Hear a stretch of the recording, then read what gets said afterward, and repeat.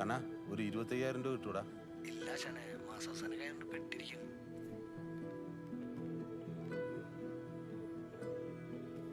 മെൽവിനെ ഒരു 25,000 രൂപ മറിക്കാനുണ്ടാവൂടാ?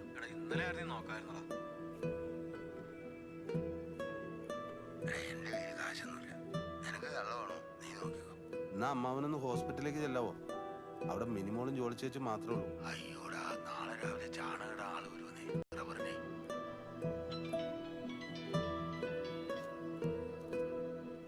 ഹലോ. ആ എന്നാടാ വിളിച്ചേ? ഉറങ്ങിയായിരുന്നോടാ? അത് ശരി, നീ അതറിയാൻ വിളിച്ചാണോ?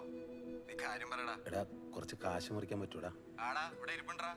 അടിച്ചു കൂട്ടി വെച്ചേക്കുവാ. മഷി ഉണങ്ങിയില്ല. സാറിന് എത്ര ലക്ഷത്തിനാ? കളിയാക്കാടാ, അമ്മ ഹോസ്പിറ്റലാടാ. അതിന് ഞാൻ എന്നാ വേണം? കുറച്ച് കാശൊന്നും മറിക്കാൻ പറ്റുമായിരുന്നെങ്കിൽ ചെറിയൊരു അഡ്ജസ്റ്റ്മെന്റ് തിരിച്ചു തരാം. ഈ സൈസ് ഉടാകും പറഞ്ഞു എന്തോരം കാശ് നീ ഏറ്റെടുത്ത് മേടിച്ചിട്ടുണ്ടാ? അതിനുള്ള കയ്യും കണക്കുണ്ടോ?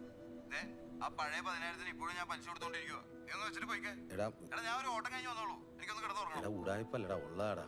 വേറൊരു മാർഗം ഇല്ലാത്തോണ്ട് നിന്നെ ഞാൻ വിളിച്ചത്. ഓരോ കള്ളത്തിനും പറഞ്ഞ് കാശ് മേടിച്ച് പുട്ടടിക്കാൻ. എടാ ഞാൻ